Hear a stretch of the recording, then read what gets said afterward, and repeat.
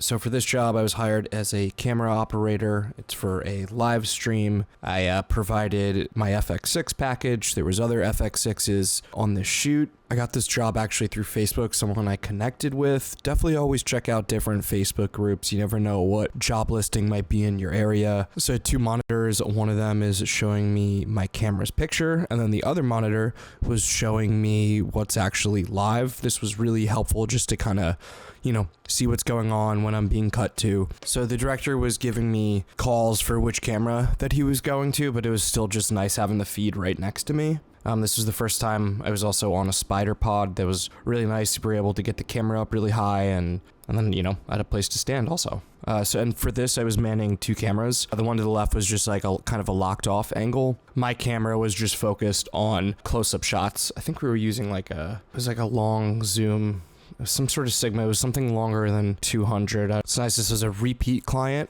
and that just kind of goes to show you do a good job, you bring good energy, good vibes, do your job, don't be an asshole. Chances are you'll get hired again, and that's what happened, and I think I have more shoots coming up with them. What I liked about this spider pod also is just all the space for me to lay out different batteries, all my different beverages. This was like the first time I was like, I kind of wish we had another SDI on this camera. I really don't like the HDMI.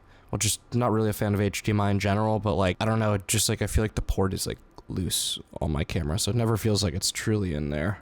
I was at this rooftop bar, and the bathroom, there was this big red thing over the window, and I don't know, I thought it looked pretty sick.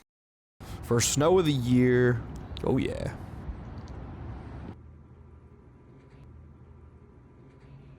Exciting news, guys. In 2025, I'm going to start offering 1-hour consultation calls. I've been working in the film industry for the past decade, both as a freelancer and running a production company. I get a lot of questions and requests on my channel and Instagram, and it's honestly hard to answer all of them, especially in detail. I'd love to talk you through some of the things that have helped my business grow, and also help you avoid some of the same mistakes I made when I was starting out. We talk about literally anything, how I get business, equipment choices, or whatever you're curious about. So shoot me an email if you're interested. Hopefully it could just help you save time or shave a couple of years off your filmmaking business journey. There's a few more shots that I want to get, really just pick up B-roll. Our main character of my documentary, he's a milliner, a hat maker, and he got his start making strimals. So I wanted to get a few shots of strimals out in the wild. So I wanted to build a little FX3 rig out. This first configuration, I kind of just figured out, I'm like, you know what, this is a little bit too beefy and too heavy. Let's slim it down a little bit. So I switched monitors. I wish I had brought the SAC out today. I don't know why I didn't. I put the 135 Carl Zeiss Jena on this. We've pretty much the whole documentary was shot on those lenses, and I knew I wanted my longest lens for this, but I didn't get the shots that I wanted, and that's sometimes kind of just how it goes. So I'm gonna go out again and try to get my pickup shot. And yeah, the SAC would have been nice to just kind of keep things stable. So very generously, Axoon sent me some comms. The Axoon Como SE Full Duplex 5-person wireless intercom system.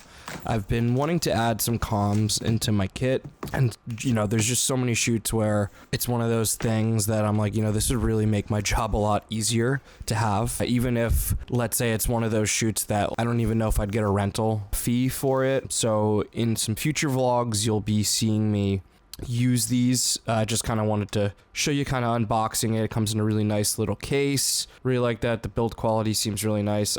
I need to test them out, so I can't speak to anything yet, but plan to hopefully just even get a little mini test soon, and then hopefully get this on a shoot next month. It's the holiday season, which not much shoots happening right now. I'm currently done for the year, but I have a couple coming up hopefully next month. These comms, apparently the battery life is over 30 hours. That is super dope. So basically I wouldn't need spare batteries for this. It would just work for one shoot. Excited to test it out. And then there's also this external antenna design. You have 400 meters of transmission range. So I'm really excited to get these out in the field soon.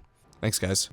The working class of YouTube is a group of people who have rejected the traditional YouTube style of This is really cool. My buddy David Moorfield made a video called The Working Class of YouTube. It's all about different filmmakers all over the country that are kind of doing this same vlog style, just sharing the raw BTS, no gatekeeping, just documenting the journey. And it was really cool to see myself a part of it. This is like, I think the first time anyone's ever shouted me out really in a YouTube video before, so that was pretty cool. You know, just all these different people all over the country, different skill levels, doing different things, but all kind of documenting the journey. Yeah, some of these people I already, you know, follow some of their stuff, I've connected with. David got inspired from Cranky Cameraman. I got inspired from David. It was just cool to be included alongside all these different talented filmmakers doing cool different stuff. Me and David talked about doing a meetup sometime next year in New York City, so if you're into that, come on out whenever that might be.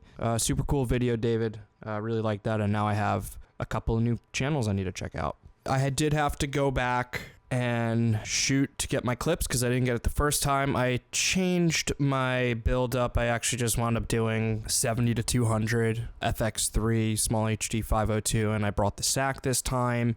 I wanted more reach in the 135. And I'm kind of I want to just shoot on my vintage lens set, Carl Zeiss Jena lenses, but this is really just a pickup shot, and I could, you know, give it a little bit of a look in post. And really it was just 2 clips. So it's cool with the SAC, and I've already done a video on this. There's like these little pockets on the side, so I just put my batteries.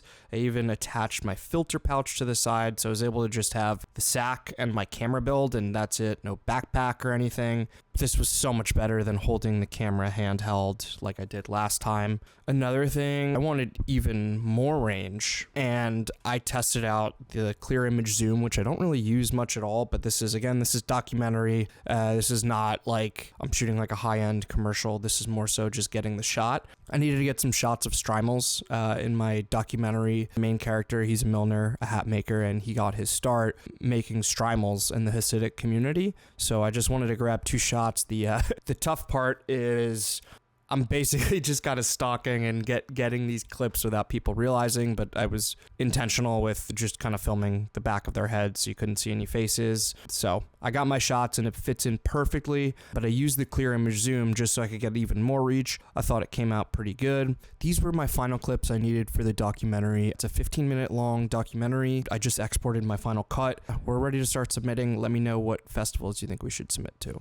I also did active stabilizer on just to get even more stable in combination of the OSS on the 70 to 200. And then just on a bit of a tangent, I recently made a video about the FX6 Mark II, what I think that camera needs and some of my wants. And I would love to add to that, I love how on the mirrorless smaller cameras that Sony has, this like white balance thing where you could kind of tweak with this little grid of color. So let's say your image is coming in a little bit of green, you could add a little bit of pink and so on and so forth. It's a little more difficult to do something like that on the FX6. You could like go into the tint, but you can't really see it. And like this, I just love because you could mess around with it and change the colors on the spot. So it would be dope if that was in the next iteration of the FX6. All right, guys, that's about it. If this might be the last video of the year, if so, Happy New Year's, guys. Peace.